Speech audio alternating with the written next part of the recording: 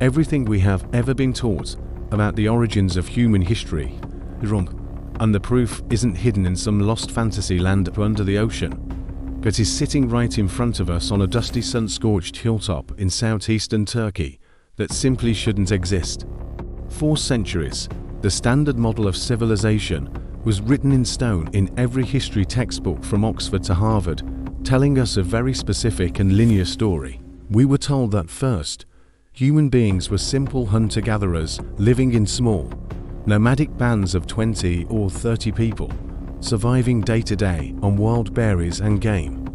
Then, around 8000 BC, we supposedly invented agriculture.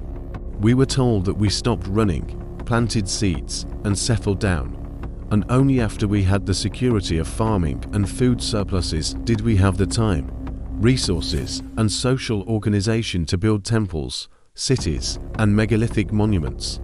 Religion, art, and complex architecture, we were told, were the results of civilization, not the cause. But in 1994, a German archaeologist named Klaus Schmidt climbed a hill to the locals as Potbelly Hill, or in their language, Göbekli Tepe, and found something that shattered that timeline forever. Beneath the mounds of earth, Schmidt didn't find a city, nor did he find houses, trash pits, or cooking hearths typical of a village.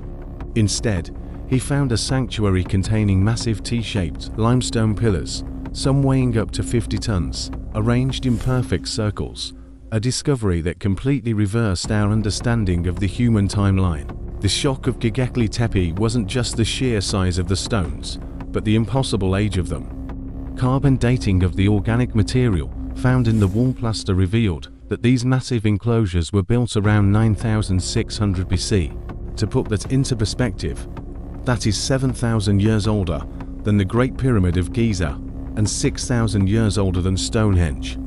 This means the builders of Göbekli Tepe are further away in time from the builders of Stonehenge than we are from Stonehenge today. At this point in history, according to the academic timeline, humans were supposedly wandering the wilderness using flint tools and wooden spears, possessing no pottery, no wheel, no writing, and certainly no metal tools.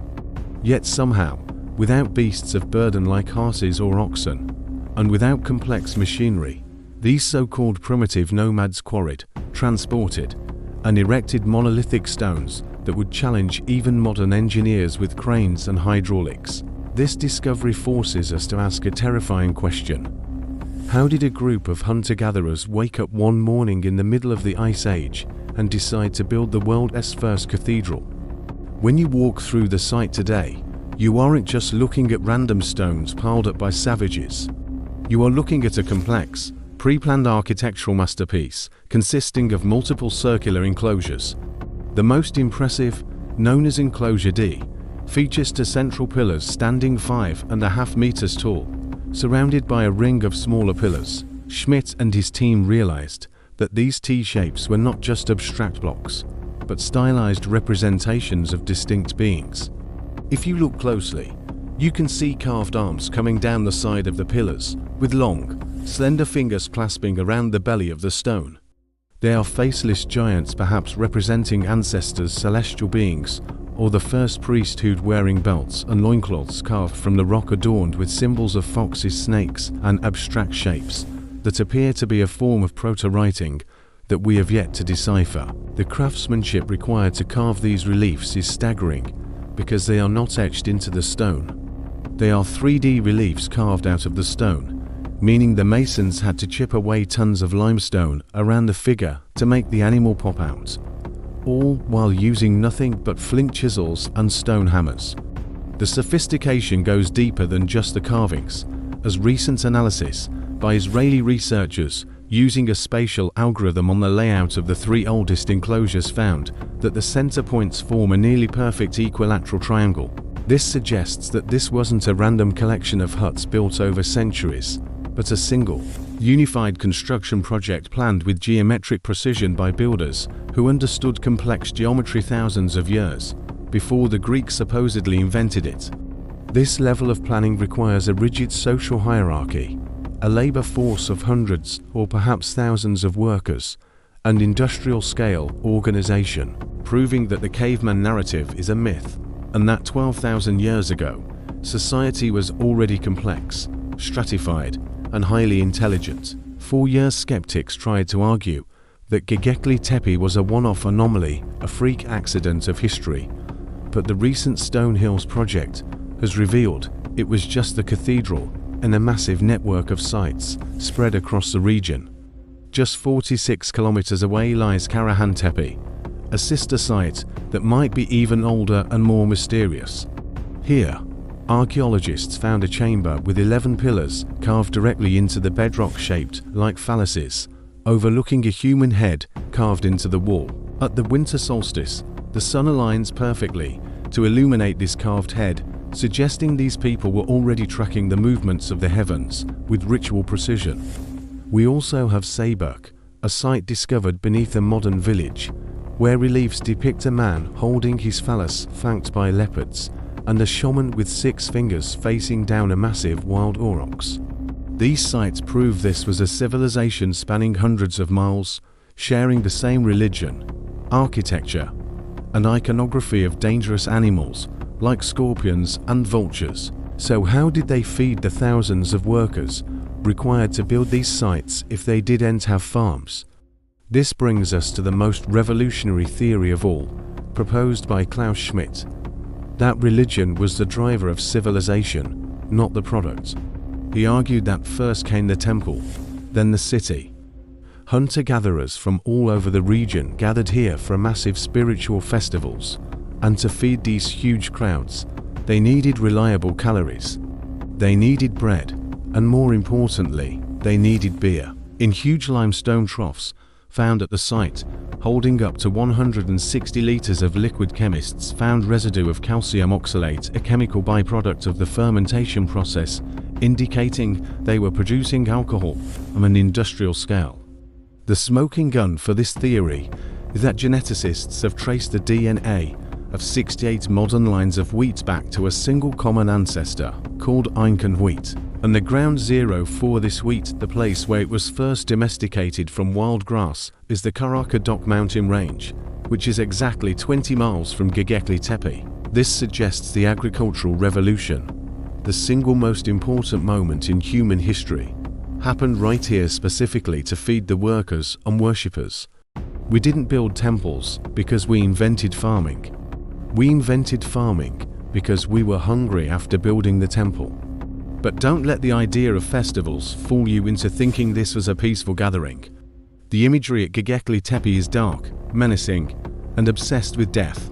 Unlike later civilizations that depicted scenes of farming or domestic life, the stones here are covered in venomous and predatory creatures: lions, scorpions, spiders, snakes, and vultures. Recent finds have confirmed a skull cult operated here, with fragments of human skulls found skinned, defleshed, and carved with deep grooves. One skull even had a hole drilled through the top, suggesting it was hung from a rope and displayed on the T-pillars during rituals. This points to a practice of excarnation, where the dead were not buried, but left out on open platforms to be picked clean by vultures, a practice believed to release the soul from the physical body into the sky. This focus on death and the sky brings us to the most controversial pillar of them all, Pillar 43, also known as the Vulture Stone. This massive slab is covered in a complex array of symbols, including a vulture holding a circle, a scorpion, a goose, and a headless man. For years, archaeologists thought these were just totemic animals, representing different tribes, but chemical engineers and astronomers have recently proposed that these animals represent constellations. By using star tracking software to rewind the sky back to the time the enclosure was built, they found that the position of the stars carved onto this pillar locks in a specific date. It is a timestamp frozen in stone. The date it points to is 10,950 BC. This date is significant because it coincides exactly with the onset of the Younger Dryas, a cataclysmic event where the world, which was warming up from the Ice Age, was suddenly plunged back into a deep freeze that lasted 1,200 years. The leading theory is that this freeze was caused by fragments of a massive comet slamming into the North American ice sheet, causing global wildfires, megafloods, and the rapid cooling of the atmosphere. The Vulture stone, according to this theory, is a memorial. The circle held by the vulture isn't the sun. It represents the comet. The headless man represents the massive loss of life.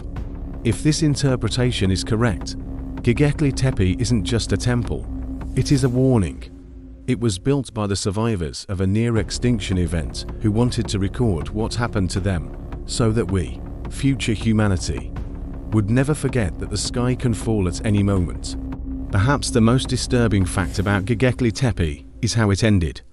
Around 8000 BC, after using these temples for over 1,000 years, the builders did something that makes no sense to modern minds. They deliberately buried them. They didn't just walk away. They performed a massive, labor-intensive act of closure. They gathered thousands of tons of limestone rubble, soil, and refuse, and they completely erased their sacred monuments from the landscape, filling the enclosures up to the brim. This was an enormous undertaking, requiring almost as much effort as building the site in the first place.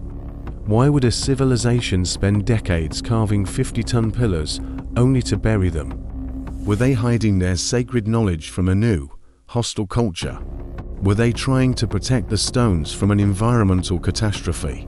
Or was it a ritual death of the temple itself, a belief that the monuments had served their purpose? Whatever the reason, this act of burial is the only reason the site exists today. It sealed the pillars in a time capsule, preserving them perfectly for 10 millennia, protecting them from weathering and vandalism until we were ready to find them. Today, less than 5% of the site has been excavated, yet it has already rewritten the story of humanity.